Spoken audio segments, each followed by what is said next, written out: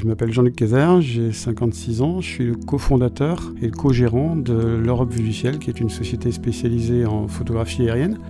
Et on travaille sur l'ensemble de la France, les pays limitrophes et parfois un petit peu plus loin. L'Europe Vue du Ciel, notre métier, c'est la prise de vue aérienne, avec des applications très diverses et des clients très divers qui sont dans l'industrie ou qui sont dans les collectivités locales par exemple, des petites entreprises, des très grandes. La photo aérienne, c'est avant tout un outil pour gagner du temps, pour compter, pour recenser, pour avoir un état des lieux, pour communiquer ou pour promouvoir des réalisations. Green Observer, c'est un projet d'innovation qu'on a mené à partir de 2013, qui est un avion qui est développé pour l'école de pilotage au départ. Et on a demandé au constructeur d'y apporter un certain nombre de modifications bien spécifiques aux besoins de la photo, notamment de créer des trappes, de créer des passages de câbles bien particuliers pour nous. On a développé à l'intérieur des systèmes informatiques qui nous permettent aujourd'hui d'avoir une offre de prise de vue aérienne qui est tout à fait comparable avec celle des gros avions et qui, par rapport à des outils comme les drones, qui sont idéaux pour des petites zones, en fait travaille 10 à 15 fois plus vite que les drones.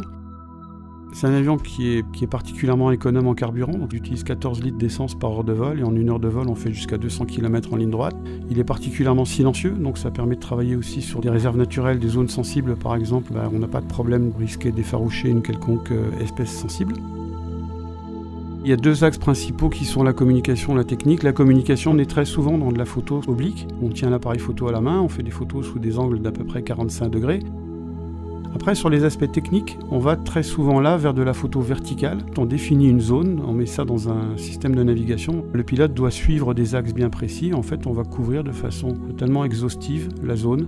On va livrer des résultats qui sont soit des photos dans lesquelles vous pouvez zoomer et voir un grand nombre de détails, des photos en 2D, mais on peut aussi livrer ce qu'on appelle des modèles numériques de terrain, où là, on va vous livrer une maquette qui va vous donner le relief du terrain, mais on est aussi capable de vous livrer une véritable maquette 3D en couleur avec tous les détails d'une ville sur laquelle vous allez pouvoir mesurer la hauteur de bâtiments, mesurer la surface d'une place, mesurer la largeur d'une route en quelques clics en restant devant votre ordinateur. C'est typiquement des utilisations qui font gagner de l'argent, gagner du temps aux gens, qui leur évitent énormément de déplacements sur le terrain.